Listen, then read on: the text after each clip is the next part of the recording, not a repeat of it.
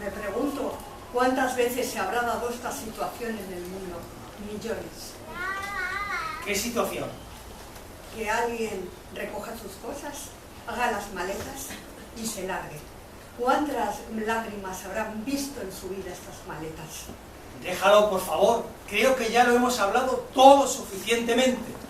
Sí, ya solo queda hacer la maleta y largarse, ¿verdad? Qué fácil es todo para ti. Te dejo los CDs, ya no los quiero. Además, no sé los que son míos o tuyos. Muy amable, gracias. Muy amable, no los quiero. En cuanto tú te vayas, todo lo que quede tuyo lo tiraré por la ventana. Si te pones así, mejor. Pero ¿cómo puede haber gente como tú en este mundo? Tiene que haber de todo, ya sabes. Al menos me dirás cómo es ella. No quiero hablar de eso. Ya te he dicho que ella no tiene nada que ver en todo esto. Lo nuestro terminó hace mucho. ¿Sí? Qué fácil es todo para ti. Esta es una frase muy útil para estos casos. Cuando se ven las películas, cuando alguien rompe su compromiso y deja a alguien. ¿Cuándo se terminó? ¿Hace poco? ¿Hace mucho? ¿Ayer? ¡Déjalo! Ya estoy harto de discutir contigo hasta el último minuto de estar juntos. ¿Sabes qué te digo? Que a mí no me importa. Me apetece discutir todo el rato. Discutiré todo lo que me da la gana.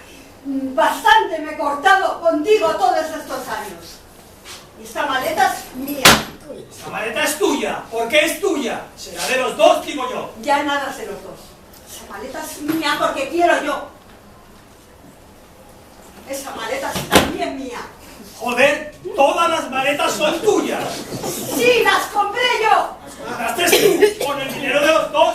Es mía y da igual. Está bien. No voy a discutir ahora por una maleta. La roja también es mía. Joder, ¿las bolsas de basura son tuyas o de los dos? ¿Puedo coger alguna para llevarme mis cosas? Las bolsas de basura son perfectas para ti. Y puedes meterte dentro tú si quieres.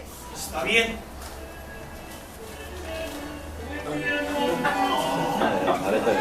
Ah, bueno, mejor.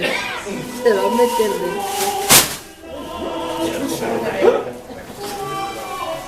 Anda, que también.